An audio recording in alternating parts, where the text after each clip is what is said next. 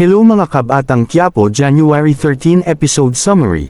Sa presinto sinabi ni Cho na kay Punggay na gagawin natin dinan atin mabibigyan ng hustisya ang pagkamatay ni Onyok.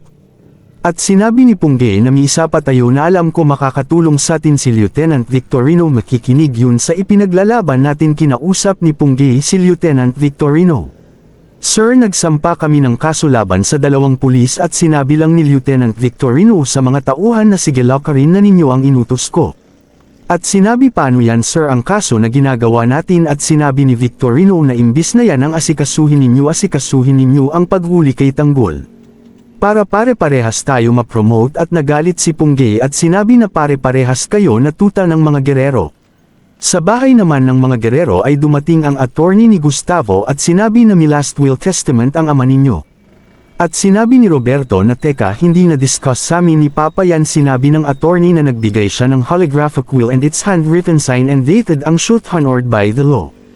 Batay sa sulat ni Gustavo para kay Roberto 25% at kay Miguelito 25% at 50% para kay Merits at sa nanay nito na si Tindeng.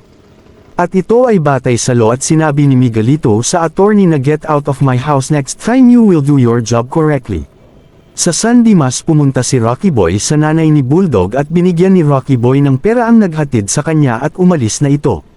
Sinabi ni Rocky Boy sa nanay ni Bulldog na asan po pid mag-Cree dito at naglakad ito papunta sa Cree at akmang sisikilan ni Rocky Boy ang nanay ni Bulldog nang dumating ang iba pang kapitbahay. At sinabi ni Rocky Boy na siya nga pala pinadala ito nila Tanggol at ng mga anak ninyo at nagpasalamat ang mga magulang ng iba pang kasamahan ni Tanggol.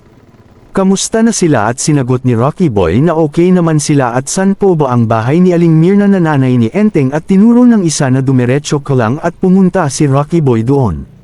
Sa junkyard naman ay nakita ni Divina na patay na si Emil at sinabi niya na sino ang gumawa sa iyo nito at sinabi ni Brando na tumakas na kana at umalis na si Divina.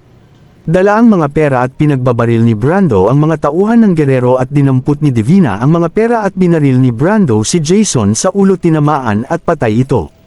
Binaril naman ni Divina ang driver ng van at sumakay ito at nagharapan si Ramon at Brando at binaril ni Brando si Ramon at nakailag ito at nagpalitan sila ng putok ng baril. At papalapit si Brando ay nasipa siya ni Ramon at nagmano-mano na lang sila santukan at nakakuha ng bakal si Brando at hinampas si Ramon at natamba ito at nakakita naman si Ramon ng bakal. At nang papalo si Brando ay naunahan siya ni Ramon at nasaksak siya ng bakal na matulis at patay si Brando, bagsak ito. At sa isang kalye naman ay nakasakay si Divina sa van at si Tanggol naman ay nakasakay sa bako at papalapit na si Tanggol at naipit ni Tanggol si Divina ng bago at patay ito. Abangan bukas mapapatay kaya ni Rocky Boy ang nanay ni Enteng. Maraming salamat sa panunood, like and share para sa update.